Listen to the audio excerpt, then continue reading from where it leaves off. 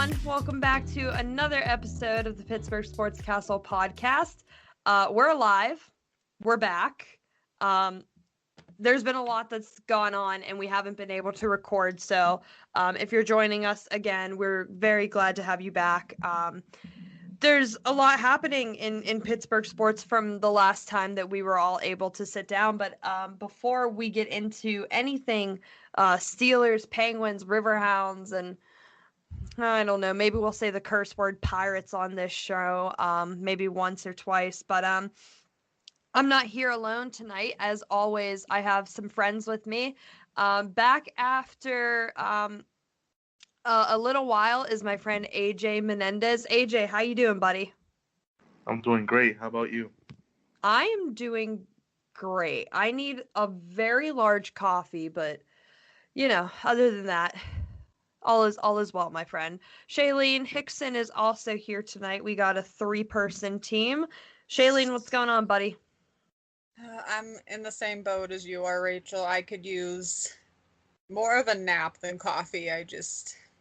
But we got to do this. We got to give the people what they want on a podcast. The content the people deserve.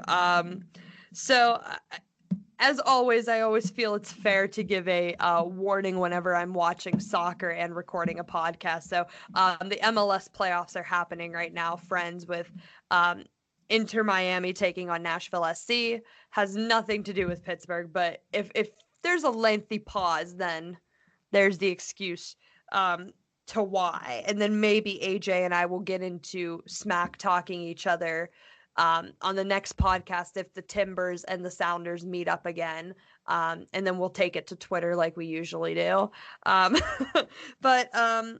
Yeah, so there, before we get into the Steelers, which is the big chunk of the show, Shalene is going to talk to us about the Penguins reverse retro jerseys. They were just dropped earlier this week, and there's a lot of mixed reaction to these jerseys. I think they look cool. I think Shalene thinks they look cool. But take it away and tell us about the Penguins retro jerseys and why people need to like them. I mean, I guess because I like them is not a good enough reason, but I like them. I've always been a huge fan of their jerseys that they wore back in like the mid-90s, early 2000s, which from what I have seen across Twitter, Facebook, everywhere, is a very controversial opinion, apparently, because people do not like the Robo Penguin for some reason. The Robo Penguin era of like the jerseys. I personally am a huge fan of them. I love this new jersey. For some reason people don't like them. I saw a lot of them saying that, it's too bland, which if it's called reverse retro, I don't know what much more else they could have done, because the originals were black, so reverse would be white. I'm not complaining about them. I like them. I will more than likely buy one because I can't help myself. But yes, I will. I enjoy the jerseys. If people don't like them, that's fine. I will just sit in my corner and wear my jersey and be happy. That's fair enough. I think they look pretty slick as well. I don't know if I would be buying a jersey because I spend my money on soccer scarves, which is its own personal addiction and habit. Fair. That's fair. We all have our vices, I'm sure. But so speaking of soccer, I have a mini kind of Hounds rant, but also a large thank you to Tommy Van Kazeel and Robbie Mertz for, quote unquote, their service to the team over the last, for Tommy, it was 3 seasons. For Robbie, it was 2. They both announced on their social media that they are leaving the club. Tommy's post was short, sweet, and to the point. Robbie's was a bit longer because he is from Pittsburgh. So he talked about being a Pittsburgh native, being able to play for his hometown team and all that jazz. So, and one of the things that Robbie had said was it's up to him now to kind of push the envelope and get to the point he needs to be, to whether that's playing in MLS or whatnot, but he wants to kind of test himself a little more and broaden their horizons. So I don't really have a Riverhounds rant this week. Big shock, but I do want to thank them, and I just want to kind of, I guess it's more of a Riverhounds plea that there have been it's been a revolving door a lot for the Riverhounds. Like, they get guys in, and then like a year or two later, they're gone. And I get it. You know, Pittsburgh, it's not the sexiest USL club, because there are teams like, you know, Tacoma Defiance and Timbers 2 and all of that, you know, Steel, who are affiliated with MLS clubs. And I get those are kind of the better looking teams. But at the same time, if Pittsburgh really wants to build something and kind of keep consistent, they do need to actually retain talent. And if that requires spending a little bit of money, you guys might have to do it. And I see the look Shalene's giving me, because she deals with this stuff with the Pirates all the time. And our friend Antonio Wolf, who mid-show plug, Antonio has been doing these morning columns called The Wolf's Den, and you need to read them. They're fantastic. He kind of talks about anything Pittsburgh sports related, but he does a great job with those. But anyway, yes, to the Riverhounds, just, you know, keep this in mind. Robbie and Tommy are two fantastic players with an amazing amount of talent. I think Tommy has played like over 7,000 minutes in 3 seasons for the USL, which is pretty darn impressive. So just keep in mind, not everyone that comes in has to leave after 2 seasons. So that's my Riverhounds rant. But let's move on to the Steelers. So the Steelers just won 36-10 over the Cincinnati Bengals, and Joe Burrow, the rookie quarterback. It was a good game. It was a fun game to watch because the Steelers won, right? And guess what? They're 9-0, and they are the only team that's undefeated left. This is the first ever 9-0 start this season. Before we get into kind of the stuff on our show notes, I'm going to kind of throw you both a curveball, and I want you two to talk this out for a minute, AJ and Shalene. Is this a fluke? Is the Steelers' schedule super easy that it's a fluke, or is it just like, hey, I mean, the team is good? So I don't know. I want you guys to convince me and talk to me. Whoever wants to start, the floor is yours.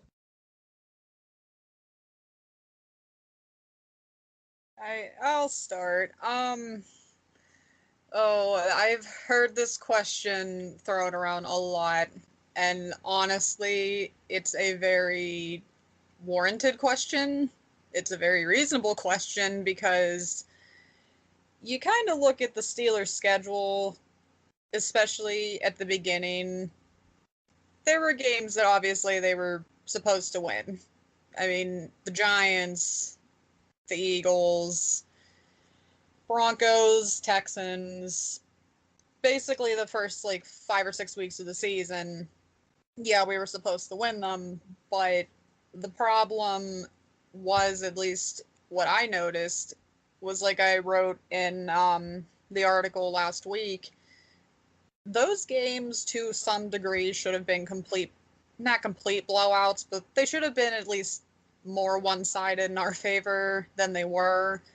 It's just something about the Steelers, and I don't know what it is, because it's happened even before this season. They love letting teams that shouldn't hang around with them hang around, and we saw that clear as day against Dallas 2 weeks ago, where I kept seeing people throw around the words, oh, they're going to dominate. Oh, they're going to just completely blow Dallas out of the water.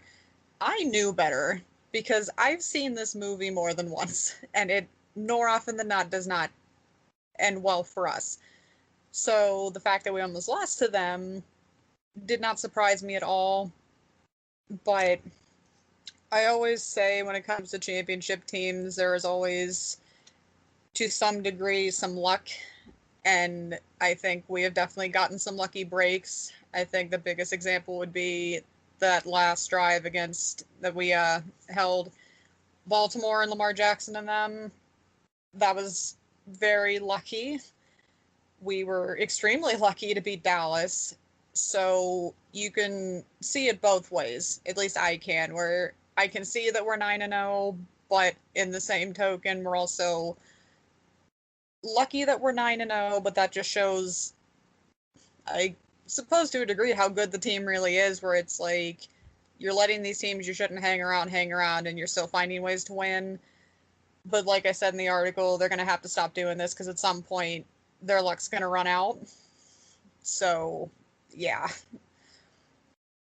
AJ, is it luck or is it genuine talent, do you think? I believe it's a mix of both. You see, they always play down to opponents they should dominate. It takes them up until the fourth quarter to find their groove, and they do well against teams that they need to beat. It's like, duality of man in a way. How one, they perform against teams that they'll have a hard time against, and then play down against teams they should easily dominate. Yeah, I mean the fourth quarter point out is a really good point too. I feel like that's kind of like make it or break it for a lot of teams in the NFL, not even just the Steelers. Like, I mean, anything can happen. Shalene, what do you got? It's also, I've noticed too that the Steelers are also a very tale of two halves kind of team, where especially you look against Tennessee, we basically dominated the first half and then held on for dear life in the second. And then you flip the script against Baltimore and Dallas, where, and even a little bit with Cincinnati last weekend, where they're almost like sleepwalking through the first and second quarters, and then all of a sudden they come out of halftime and they remember how to play football again. And it's frustrating because they've done this season after season after season, and I don't know what it is and why they do this, and they keep saying that they're not going to, and they still end up doing it anyway. So they're an anomaly. It's the easiest way to put it. I think that's the best way to put it. So let's kind of break down the three areas. Shalene put together our notes today because I'm drowning in soccer coverage right now, but what else is new? So the thing was, I was reading these notes that stood out to me the most, is that 7 different receivers have at least 1 reception against Cincinnati. I mean, that's pretty big, the amount of depth that this team has. AJ, out of all of these receivers, I mean, who has impressed you the most this year, and why? Easily Chase Claypool. Since he's a rookie, I didn't expect him to, have play such a big part in the offense this early on. And you know what? They left him off of a list. They left him off of a really, really. I mean, I wouldn't call it important because not to sound like I'm trashing ESPN, but I think that there's definitely favorites for sure. But the NFL rookie rankings by NFL writers and analysts is, and this is in no particular order: Justin Herbert of the Chargers, Joe Burrow of the Bengals, Justin Jefferson of the Vikings, Tristan Wirfs. I'm so sorry if I'm saying that wrong. I'm sure he's not listening to this show, but still, from the Buccaneers, Chase Young from Washington,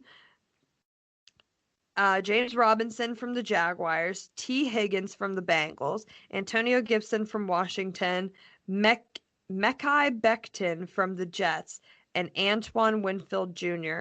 from the Buccaneers. And there's no Chase Claypool, who, by the way, has ridiculous numbers this year. He had 2 touchdowns against the Bengals, but his numbers in general have just been really good. And he's on an undefeated team, so I think that also carries weight. Nothing against Joe Burrow and T. Higgins, but I mean, come on, they're on the Bengals, and the Bengals that don't have a winning record. I mean, and granted, some of these writers and analysts, they definitely have their I guess, biases and their own motives. But how do you not put Chase Claypool on that list? Shalene, tell me why you love Chase Claypool. Well, I love Chase Claypool because I think it's safe to say he is easily one of, if not the most versatile receiver that came out of the draft in 2020. And looking at that list just blew my mind because it's like, let me just pull up the stats here for a second. So out of that list, there's only the two receivers, Jefferson and Higgins. So Jefferson has 727 yards, 3 touchdowns, 29 first downs, but doesn't run the ball. T. Higgins, on the other hand, 603 receiving yards, 4 touchdowns, 32 first downs, 28 rushing yards, with no touchdowns and 1 first down. And then you got Claypool, 500 receiving yards, 7 touchdowns, that is 7, 24 first downs, and additionally 22 rushing yards, 2 rushing touchdowns, and 4 first downs. So technically, this year he has 9 touchdowns. And last time I checked, touchdowns put points on the board, not yardage. So you can put up as many yards as you want. If you're not scoring touchdowns, you're not helping your team win. So the fact that they didn't put him on that list is kind of mind-blowing to me. And I find it kind of odd they put Becton from the Jets on there because being a lineman is very, well, yeah, it's just, I don't know. It's very hard to like quantify how impactful a lineman is, but I don't know. It's just, yeah, he had less receiving yards than Higgins and Jefferson, but he's clearly putting up more points than they are. And I don't know, I'm sure they might use the excuse that, like, well, he's on an undefeated 9-0 team, and you've got guys like Juju and Deontay Johnson, too, and Eric Ebron and James Washington. So it's like he's not making the biggest impact on the team, but it's like that kind of stuff shouldn't be taken into account that much. He's still putting up the yards and the points, which matter, so I'm not really surprised, but he should be on that list, plain and simple. Well, wins matter, not meaningless lists from ESPN. Shalene dug up all of these nuggets for me to read, which is like the absolute most clutch thing in the world, so thank you for that. The Steelers are the only team in the NFL with 3 players, those players being Juju Smith-Schuster, Chase Claypool, and Deontay Johnson, who have at least 30 receptions and 400 yards. That's a lot, but kind of shifting away from the wide receivers for a minute, A.J., what has worried you, I guess is a good way to say. What has worried you about the run game of the Steelers? I mean, there hasn't really been too much. And talk for a while, you and Shalene, because Nashville just scored, so I'll be back. I believe that they just can't get it done. Our offensive line has been pretty decent, and I don't know how they have not been able to do well with a decent offensive line. Yeah, I completely agree, because it's not like their line's bad, because clearly if their line was bad, Ben would be getting sacked left and right. So it's like their line's good. So I mean, I was just looking at some of the stats before we went live, and the rushing yardage total for the Steelers in the last few games is troubling, to say the least. Week 7 against Baltimore, we had a total 48 yards on 16 carries. Against Dallas, week 8, we had 46 yards on 18 carries. And then last week, even though we're winning these, it's still not helping that they had 44 yards on 20 carries. And it's like, that's not good. And Connor is way better than, like, what's being seen right now, because before the game against Baltimore in week 7, he had three 100-plus yard games. He had 106 against Denver, 109 against Houston, and 101 versus Cleveland. So even against Tennessee, he still had 82 yards on 20 carries. So I just think, from what I've seen, I think he's overthinking things. It's like too much happy feet. He's kind of pulling like the Le'Veon Bell thing, where he'll just like kind of stand there and stutter step and hope like something happens, but that's not him. He does better when he just puts his head down and just runs people over. And they need to kind of move away from the sweep plays. They need to just let him run right up the middle, because that seems to be his strong suit, and I'm not entirely sure why they're making a running back of his like stature try and do sweeps, because he's not the fastest guy. That's more for like McFarland, Jalen Samuels, Ray McLeod. Guys like Connor and Snell, they just don't really do well with them. I don't know. I think it's a good summary. I don't know. I think we still have a really good offense, though. The run game will sort itself out eventually, because after a while, it'll break through at some point. It's just like you had kind of touched on earlier. It's just amazing to see how deep of a like depth we have at the receiver option, where it's like, it's basically pick your poison for other teams. You double cover Smith-Schuster, you're going to leave Johnson and Washington and Claypool and then Ebron open. You double coverage one of them, you're leaving somebody else open. It's like, you're at the mercy of the Steelers receivers, and it's very nice to see.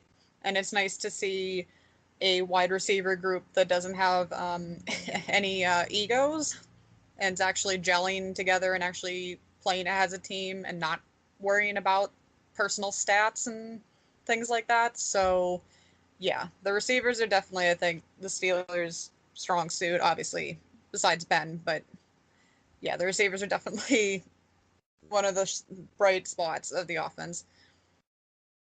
Yeah, I couldn't agree more. Speaking of bright spots on a team, I mean, how about this defense? I wouldn't say they weren't tested at all by Cincinnati, because, listen, Joe Burrow's a good quarterback. I think we know that Joe Burrow's a pretty good quarterback. And, I mean, give credit where credit is due. I think T. Higgins has been a really good wide receiver for Cincinnati. Granted, I've only seen a couple of Cincinnati's games, so I can't really talk about them too much. And there were times where I was like, oh, Pittsburgh, what are you doing? Get him. But for the most part, I think the defense pretty much held its own. And, I mean, I don't know about you guys, but I think there's been, like, fewer penalties called on the Steelers defense. Like, there's not really all these, like, stupid fouls that we're so used to seeing. So that's a good thing. They have been giving up a little bit more in the run game, and that is something that you need to look out for against Jacksonville, as we'll talk about later. And then, I mean, on Thanksgiving night, they play the Baltimore Ravens. So, I mean, talk about a running team with, an actual running back, and then you have Lamar Jackson too.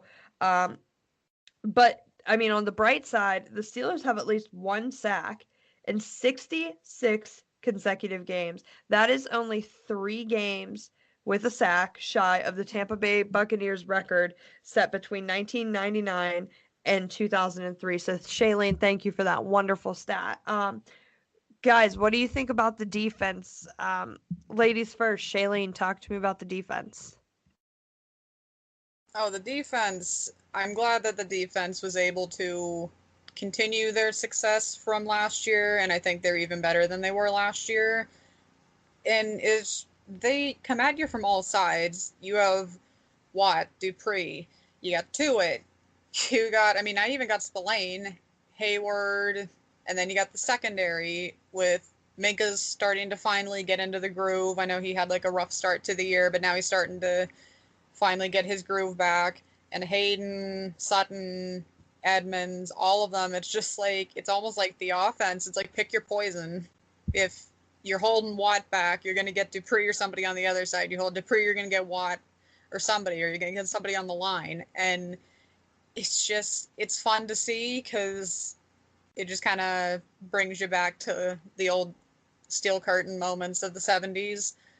I'm sure my dad would love to hear that. But yeah, it's always just, it's fun to see the defense get to the quarterback and just completely, for the most part, demolish other teams' offenses. It's just always fun to watch week in and week out. AJ, who has impressed you the most on this defense and why? Obviously, TJ Watt. He's been the most consistent player, game day in, day out. You can always expect a solid game from him. He has not underperformed at all this year. Yeah, I mean, it always amazes me that every year for, the chatter for MVP, it's always offensive minded and stuff. And I really think that the NFL needs to, and this is like a totally separate rant, but I promise it does have to do with the Steelers. I know we talked about this a lot with running backs too, because who's the running back from Tennessee? Derrick Henry. When he wasn't listed on the short list for MVP pretty early on, everyone was like, you're going to put Tom Brady on this list again and not Derrick Henry? Like, what are you doing? But honestly, like, there's never any defensive players that are on this list. And I think that if anyone from the Steelers defense deserves it, I think it's TJ Watt. And I know he's a young player, but I mean, he plays like he has the experience that like Cam Hayward has. I've always been very impressed with him. I'm glad that we have him in Pittsburgh. No, friends, we're not getting JJ in Pittsburgh. That's not happening. If he's going anywhere, he's going to Chicago so he can reunite with his soccer playing wife. But in the secondary, I think I would love to see a secondary player one day get like MVP or like defensive player of the year. But I feel like secondary is such a weird position with like the pass interference rule, especially like you get one pass interference, you're kind of on an NFL blacklist to not like start or whatever against certain players. But Mike Hilton, he looks like he should be ready to go this weekend after sustaining a shoulder injury in week 6. That'll give the secondary a boost. But who sits on the bench for him, Shalene? Any final thoughts on the defense? And once again, talk as long as you want because Nashville just scored again, so it's 2-0, y'all. Yeah, I basically said what I had to say about the defense earlier. It is so entertaining to watch them, and I am so glad that they re-signed Cam going into this year because he means a lot to that defense, especially the defensive line, and hopefully that means they end up re-signing TJ. I feel like that's going to be one of their top priorities going into the off season. I just think, unfortunately, that's going to, by default, make us get rid of Dupree because I really don't think they're going to be able to keep them both and then try to shore up some people on the offense. So I would definitely keep TJ for sure. I agree that he should be in the running, if not win, the Defensive Player of the Year for the AFC because, duh. And Hilton coming back this weekend is definitely going to help the secondary because before he got hurt, he was without a doubt one of their most consistent guys in the secondary. So I hope the injury didn't derail his momentum for a few weeks, but I just can't wait to see him back there because he's just a really good player, honestly. He's a secondary that can act like a linebacker because we've seen it happen sometimes where he just explodes off the edge on a hidden blitz and just destroys the quarterback. So I just can't wait to see him back next week and can't wait to see what he can do. AJ, any final thoughts on the defense of what impresses you? They've been the best part of the team all year. They've always showed up and they've always been consistent. They've never underperformed. They always had to carry the offensive slack this whole year. Good stuff. Guys, we would be remiss if we did not talk about special teams, right? Easily one of the most important positions on the field. But actually, there is something to talk about here. Chris Boswell has surpassed Sean Sweezum, who was the kicker for 7-8 years, I think, as the most successful kicker. I don't know if it's most points, but I know he has a better conversion rate now than Sean Sweezum did. So I totally just butchered that, but whatever, people. But anyway, Chris Boswell made a little bit of history there. Shalene, Ray McLeod, is he going to run back a punt return or a kick return in a game soon? Yes, he absolutely is. I mean, just look at the last few weeks. There have been times where he was inches away from, if he could just finally get past the kicker and then not have somebody be able to catch, which, I mean, it's obviously the kicker's job. They're the last line of defense. They're supposed to push the returner into the middle of the field to give, the special teams a chance to catch up. So it's happened twice. It probably has happened more, but I can specifically remember in recent weeks, it's happened twice now where he has come close to finally returning one. So with a guy of his explosiveness and speed, it's only a matter of time. He's going to take one back at some point, and for all we know, it could happen against Jacksonville. I'd love to see it. Speaking of Jacksonville, what a great segue, Shalene. Well done. This is the 27th meeting between the teams since Jacksonville joined the league. A year before I was born and you were born, Shalene, in 1995. And the Steelers are not on the winning side of that series. It's a 14-12 series. Unfortunately, we can't forget the debacle that was the 2017 AFC divisional playoff game, but they can learn from it. And so, guys, give me some of the things that you're looking for. AJ and then Shalene, what are you looking to see from the Steelers against this Jacksonville team that is, Shalene, correct me if I'm wrong, 1-8? I just want him to stop James Robinson. He's been one of the best running backs all season, and I think we could be the first team to stop him this season.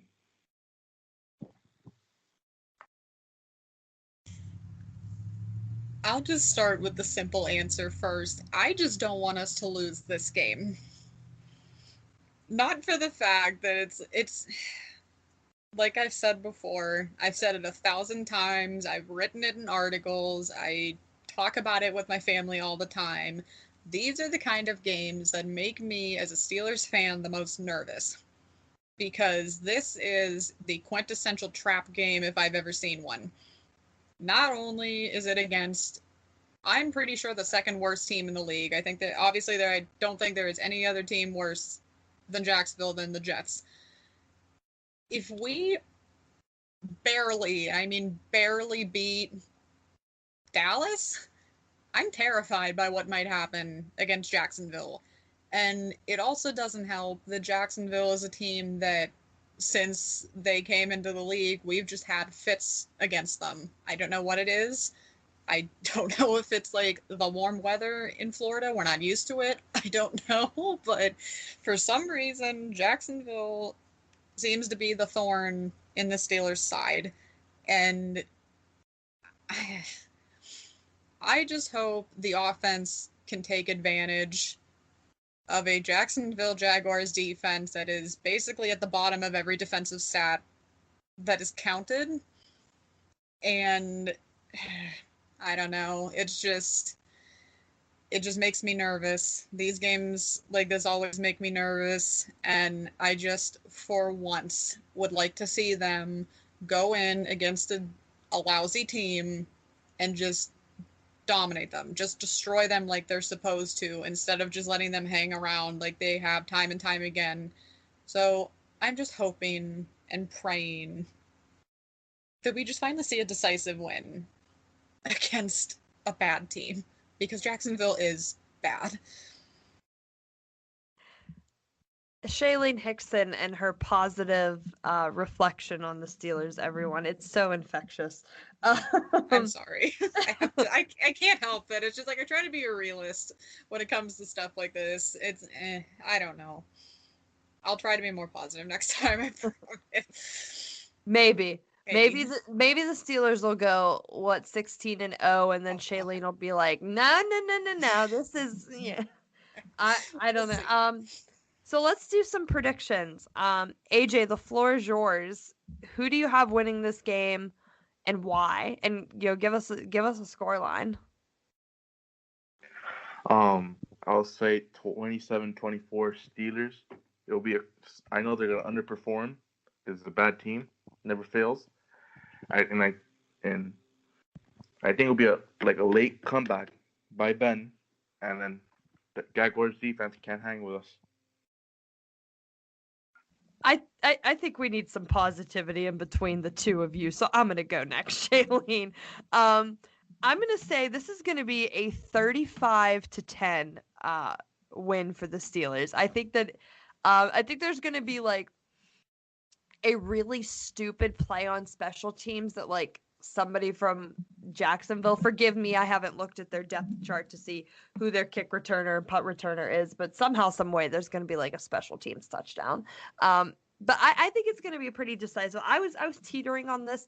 Do I go into the 40s or not for points for the Steelers? But I do think that Jacksonville has Jacksonville's a team of individual players. They don't play as a team. They have some good people on their roster that are individually good, but they just can't get it to quite gel together. So I'm going to go 35-10. So there's a bit of a gap there. I had to interject some positivity here. So Shalene, bring us back down to doom and gloom, why don't you? I'm glad you're a lot more positive about this than I am. I mean, well, my prediction is what the Steelers should do is they should go into Jacksonville and completely manhandle the Jaguars and basically, like you said, win 35-10 or even 35-7. But what will most likely happen is we're going to be sleepwalking in the first half. It's going to be semi-close, too close for comfort going into halftime. And then, like AJ said, they're just going to find a way to just inch their way, crawl their way out of Jacksonville with the win. So I'm going to say 21-17 Steelers, obviously. But it's not going to be a blowout because it never is. It doesn't have to be pretty as long as they win. 10-0. Let's get there. Let's put this baby in double digits, right? So any final words? And AJ, where can people find you on the Twitter machine? At AMRocks2002. Shalene, last words, and where can people find your doom and gloom tweets? You can find my wonderful positive tweets daily at Shalene Hixon 21 on Twitter.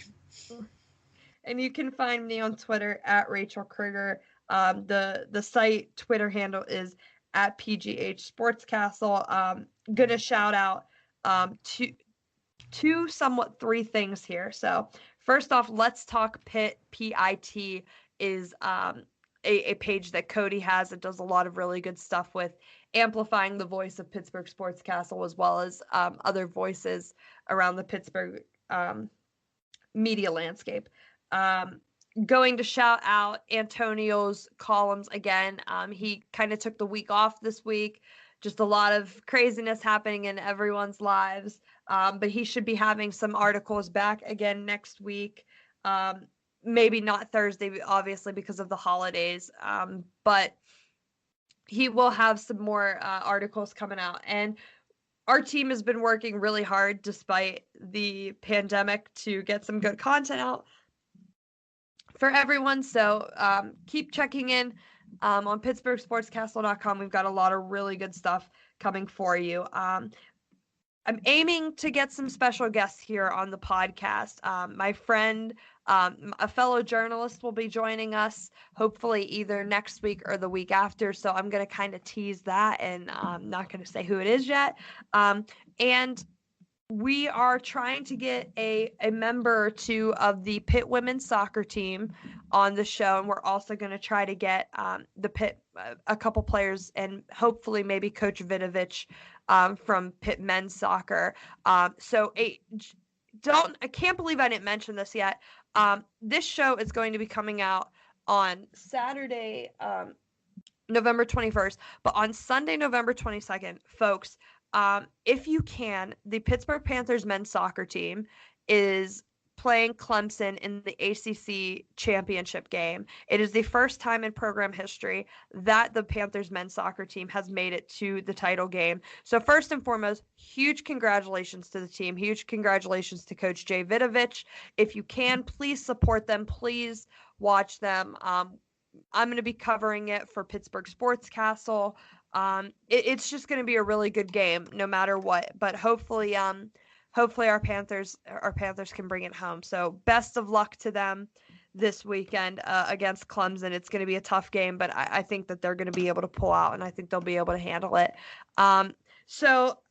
Listen, folks, we're on all major platforms, including Spotify and Apple Podcasts. Be sure to check us out by searching our name. We are also on Google Podcasts, Deezer, Podcast Addict, Podchaser, and of course Spreaker, where we record our shows. Please rate, review, and subscribe to the show. Your feedback is important to us, and any reviews posted will help make the podcast more visible to listeners. And listeners, if you do have any ideas for podcast prompts, topics, if you have a question, feel free to reach out to members of our team and the PGH Sports Castle Twitter to send some ideas along. Thank you for joining us, everyone. Stay safe. Remember to wear your mask over your mouth, over your nose. Let's, beat this thing. Happy Thanksgiving. Stay safe, and go Panthers on Sunday.